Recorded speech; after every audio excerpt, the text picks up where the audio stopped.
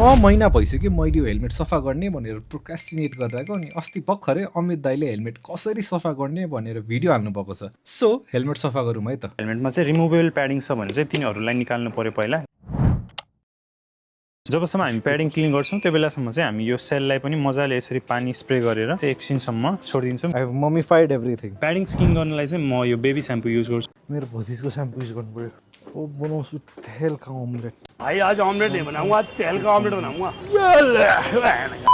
One thing about HJC चाहिँ यसको प्याडिङ्सहरु चाहिँ दामी छ के। This is like 3 years old padding हैन, अझै लाइक सेप छ नि तगडा स्ट्रङ छ के। त्यसपछि अब यिनीहरूले सफा पानीले एकचोटि मजाले यिनीहरूले रिन्स गर्ने। वेट मेरो सफा पानी सक्यो। We get a bucket of सफा वाटर।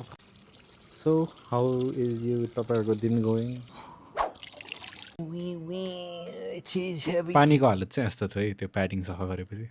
अब चाहिँ हेलमेटको हामी आउटर सेलमा आउँछौँ। जति पनि हार्ड भएको मटेरियल्सहरू यसमा डटहरू त्यो सबै सफ्ट भयो। हेलमेटको आउटर सेल सफा गर्नलाई चाहिँ हामीलाई एउटा माइक्रो फाइबर कपडा चाहिन्छ। यसले चाहिँ हेलमेटमा कुनै स्क्रचेसहरू आउँदैन, त्यही भएर चाहिँ सबैले यही नै युज गरिरहेको हुन्छ। मेरो हेलमेटको स्ट्र्यापमा चाहिँ अलि रस्ट बिल्डअप भइरहेको थियो नि, मैले यो प्रोसेसमा चाहिँ त्यो स्ट्र्यापको त्यो पार्टलाई झिकेर रस्ट पनि रिमुभ गरेँ। यति रस्ट रिमुभ गरेँ। I think it's better than before. I did try painting this thing तर like I ended up getting paint all over my fingers and paint पनि गर्दैन मलाई। प्याडिङहरूलाई ड्राइड समवेयर जता लाइटभन्दा बाहिर यसरी खुला ठाउँमा चाहिँ सुकाउनको लागि छोडिदिन्छौँ। भोलिसम्म ड्राई होस् नि।